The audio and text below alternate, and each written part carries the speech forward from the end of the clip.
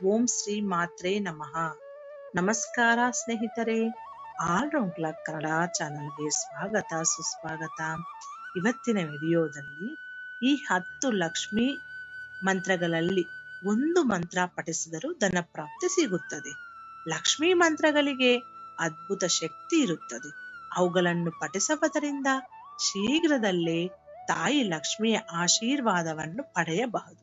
ಹಣದ ಸಮಸ್ಯೆಗಳಿಂದ ಪರಿಷ್ಕಾರಕ್ಕೆ ಈ ಮಂತ್ರಗಳು ಸಹಾಯಕಾರಿ ಆಗಿದೆ. ಧನಾಗಮನಕ್ಕಾಗಿ ನಾವು ಯಾವ ಮಂತ್ರವನ್ನು ಪಠಿಸಬೇಕು? ತಪ್ಪದೆ ಈ 10 ಲಕ್ಷ್ಮಿ ಮಂತ್ರಗಳಲ್ಲಿ ಒಂದು ಮಂತ್ರವಾದರೂ ಪಠಿಸಿ. ನಮಗೆ ಲಕ್ಷ್ಮಿ ಅನುಗ್ರಹ ಇರುತ್ತದೆ. ನಮ್ಮ ಜೀವನದಲ್ಲಿ ನಾವು ಆರ್ಥಿಕ ಸಮಸ್ಯೆಗಳನ್ನು ಅಥವಾ ಹಣಕಾಸಿನ ಸಮಸ್ಯೆಗಳನ್ನು ಎದುರಿಸುತ್ತಿದ್ದರೆ, ಸಾಲದಲ್ಲಿ ಸಿಲುಕಿದ್ದರೆ ಅಥವಾ ಹಣವನ್ನು ಪಡೆಯಲು ಬಯಸಿದರೆ, ಶುಕ್ರವಾರದಂದು ಲಕ್ಷ್ಮೀ ದೇವಿಯ ಈ 10 ಪುರಾತನ ಮಂತ್ರಗಳಲ್ಲಿ ಯಾವುದಾದರೂ ಒಂದನ್ನು 1008 ಬಾರಿ ಪಠಿಸಬೇಕು ಮತ್ತು ಲಕ್ಷ್ಮೀ ದೇವಿಯನ್ನು ಯಥಾವತ್ತಾಗಿ ಪೂಜಿಸಿದ ನಂತರ ಅವಳ ಆಶೀರ್ವಾದವನ್ನು ಪಡೆಯಬೇಕು. ಇದರ ಬಳಿಕ ಲಕ್ಷ್ಮೀ ದೇವಿಗೆ ಯಾವುದೇ ಖಾದ್ಯದ ನೈವೇದ್ಯವನ್ನು ಅರ್ಪಿಸಿ ಆರತಿಯನ್ನು ಮಾಡಬೇಕು. ಲಕ್ಷ್ಮೀ ದೇವಿಯ ಯಾವ ಮಂತ್ರವನ್ನು ಪಠಿಸಬೇಕೆಂದನ್ನು ಇಲ್ಲಿ ತಿಳಿದುಕೊಳ್ಳೋಣ ಬನ್ನಿ. ಸಂಪತ್ತು ಗಳಿಸಲು ಮಹಾಲಕ್ಷ್ಮೀ ದೇವಿಯ 10 ವಿಶೇಷ ಮಂತ್ರಗಳು. 1. ಓಂ ಲಕ್ಷ್ಮೀ ನಮಃ. ಓಂ ಲಕ್ಷ್ಮೀ ನಮಃ. 2.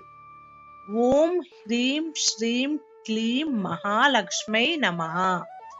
ಓಂ ಹ್ರೀಂ ಶ್ರೀಂ ಕ್ಲೀಂ ಮಹಾಲಕ್ಷ್ಮೈ ನಮಃ. 3. ಓಂ ಲಕ್ಷ್ಮೀ ನಾರಾಯಣ ನಮಃ.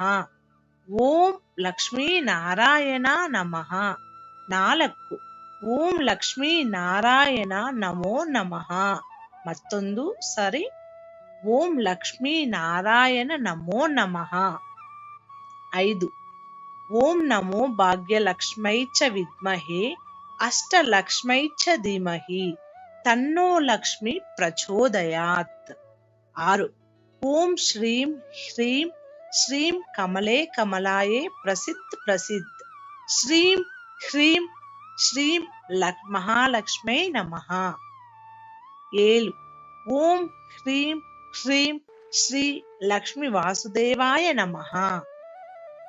ಓಂ ಹ್ರೀಂ ಶ್ರೀಂ ಕ್ಲೀಂ ಕ್ಲೀಂ ಶ್ರೀಂ ಲಕ್ಷ್ಮೀ ಮಾಂ ಗೃಹೇ ಧನಪೂರಯೇ ಚಿಂತಾಯೇಂ ದೂರಯೇ ದೂರಯೇ ಸ್ವಾಹ.